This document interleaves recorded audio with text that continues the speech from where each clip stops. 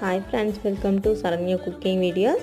சிம்பிளான பருப்பு சாம்பார் செய்யலாம் வாங்க. அதுக்கு தேவையான அளவு பருப்பு ஒரு கையளவு, 2 தக்காளி, 5 பல் பூண்டு, லைட்டாக விளக்கெண்ணெய் சேர்த்து ஒரு குக்கரில் வேக வச்சுக்கோங்க.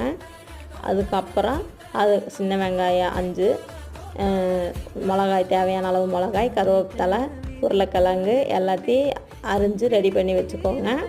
அதுக்கப்புறம் கேஸ் ஸ்டவ் ஆன் பண்ணி ஒரு வானலில் எண்ணெய் ஊற்றி தேவையான அளவு கடுகு பொரிஞ்சு வந்ததுக்கப்புறம் சின்ன வெங்காயம், மிளகாய், கருவேப்பிலை சேர்த்து நல்லா வணக்குங்க.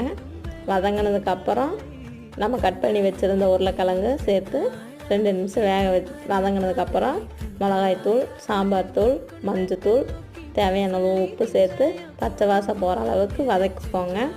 வதங்கினதுக்கப்புறம் நம்ம வேக வச்சுருந்த பருப்பு, தக்காளி இதையும் சேர்த்து மிக்ஸ் பண்ணி 5 நிமிஷம் கழித்து சூடான சாப்பாட்டில் சாப்பிட்டோம்னா சிம்பிளான பருப்பு சாம்பார் ரெடி. நம்ம சேனலை ஃபஸ்ட் டைம் பார்க்குறவங்க சப்ஸ்கிரைப் பண்ணி சப்போர்ட் பண்ணுங்கள். பிடிச்சிருந்தால் லைக் பண்ணுங்கள். தேங்க்ஸ் ஃபார் வாட்சிங்.